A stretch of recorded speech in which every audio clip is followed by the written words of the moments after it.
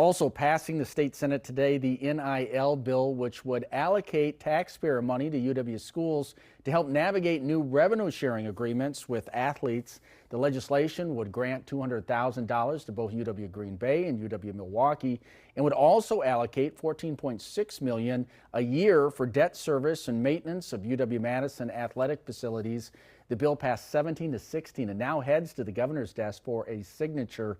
While a spokesperson for Governor Tony Evers said he supports the, quote, goals of the bill, it's unclear still whether he's committed to signing it.